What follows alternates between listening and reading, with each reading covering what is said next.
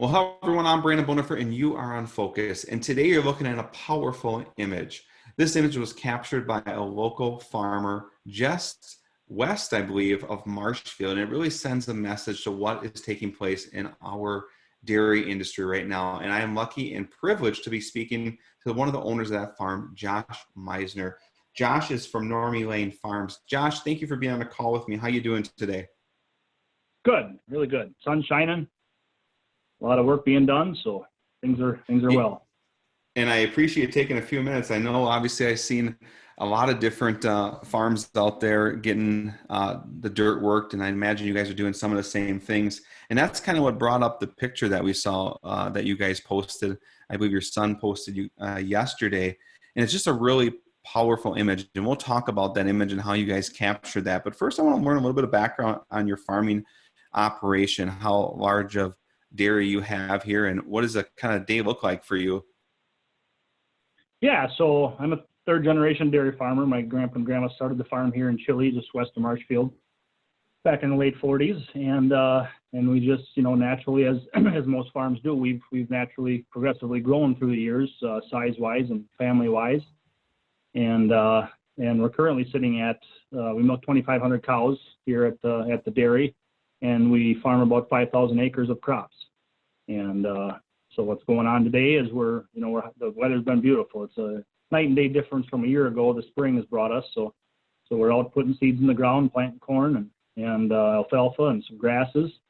And yeah, we got a crew of about 5-6 guys, going at it right now in the fields, and we have another 30 employees around the dairy, whether it's anything to do with the animals and then maintenance and upkeep. So big crew of people here, and we really enjoy what we're doing and enjoy dairy farming, and that's and when you have weather like this, it makes it even better. So. Well, we won't take a lot of your time because I'm sure you want to make as much use of the daylight and the weather as possible.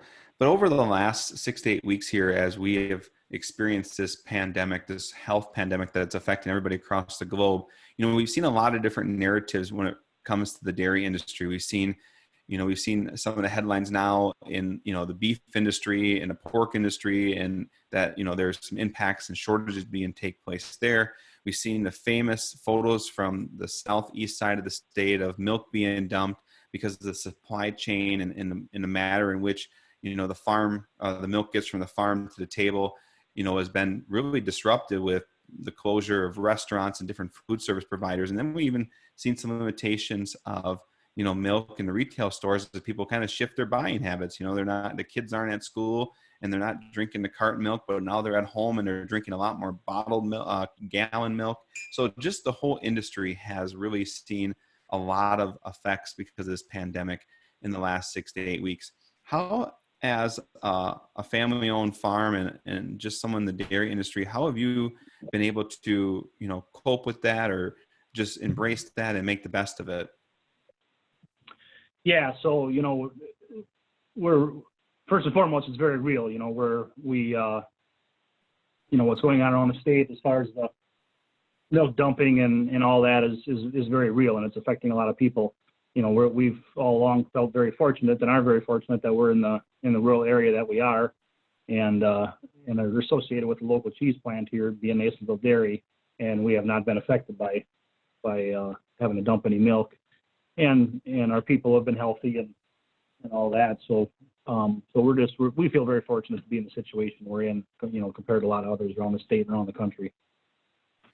So we look at different programs throughout the state, and one program that plays a big key in egg culture is a lot of the FFA local egg programs. And we've seen places like Auburndale and Spencer and neighboring communities where the egg programs have really stepped up in the last few weeks, and business owners and different community leaders have stepped up, and they're doing these drives where they're handing out cheese and they're handing out even beef sticks. I seen in Spencer last week, they were handing out Hewitt's Meats beef sticks, a gallon and milk from, if it be Nasonville or Wenzel's Farm. Have those types of activities, do you feel that's kind of helped the industry, kind of brought people's attention to the matter, and just gave you some hope as someone in the industry to see the people supporting, the fruit of your labor and the egg culture history and worth ethic that you put into this state each and every day? Oh, definitely. I mean, anytime those kind of things are being done, it's gonna help the image of the industry. It's gonna help the local producers. You know, unfortunately, sometimes it takes the situations that we're in to make people aware that food security is real in this country. You know, and those sort of things get taken for granted where we live, and sometimes it just takes these eye-opening experiences and times to make people think a little bit. And as far as the supply issues in the grocery stores and the milk and the eggs and the meat, those things are real, and they're supply chain issues. And it's just, things are very different, and consumers are consuming products in very different ways, and the industry just can't pivot on a dime and be able to change how they package and how they distribute items. So yeah, it's very real. It's hopefully we're seeing the corner turn on a lot of these things. Milk prices are coming back a little bit now, this week and the end of last week.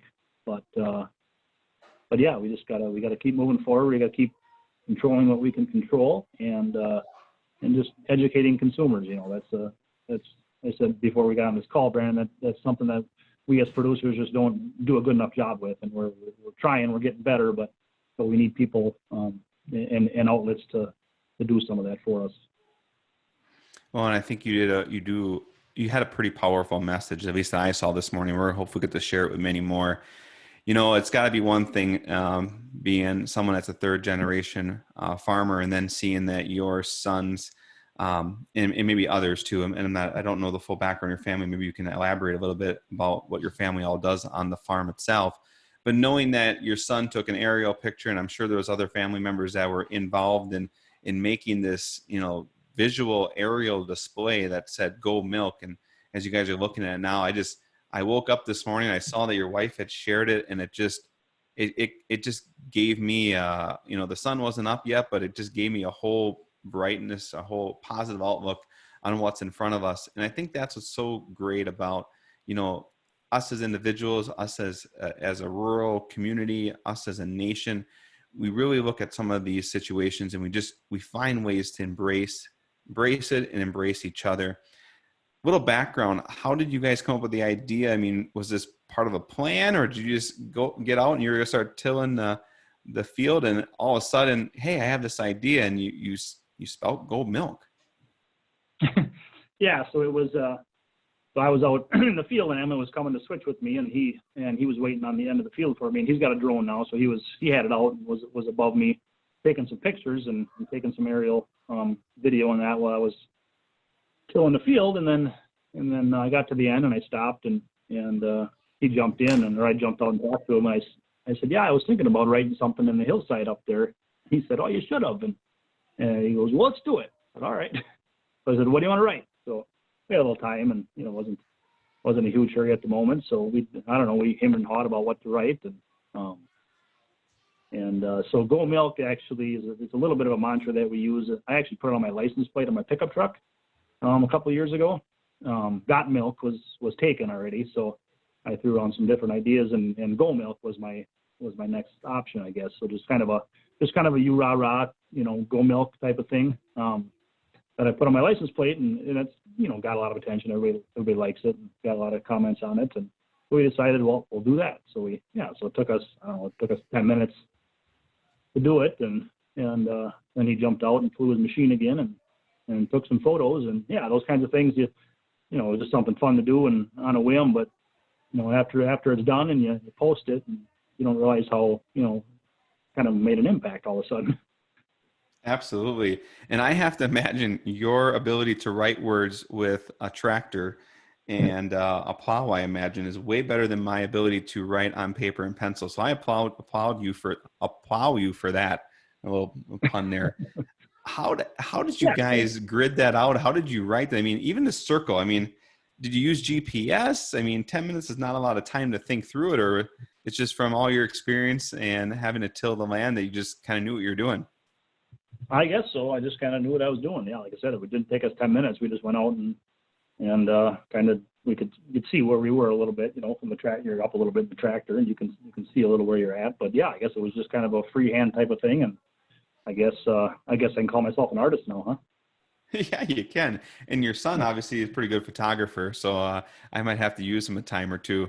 It's always good to see people take an interest in aerial flight. I mean, it really does give a different perspective on some of the things that we Yeah, see. I mean, when you're, if I was to write "Go Milk" on a license plate, you can see some of the impacts that you had from that, and that's obviously something visual that we can see from the ground. But now you took a huge landscape and put it, 300-400 feet in the air, and you just give that aerial perspective. It just, at least for me, it stopped me in my tracks. And anytime that during a situation like this, that we can just kind of be put on pause and just kind of reflect on what's going on around us, I think it's healthy mentally. And I really appreciate you guys taking that effort. And I, hope that people continue to support the egg industry as they've done over the last few weeks. We've seen a surge in people just recognizing the importance to, buy local, buy dairy.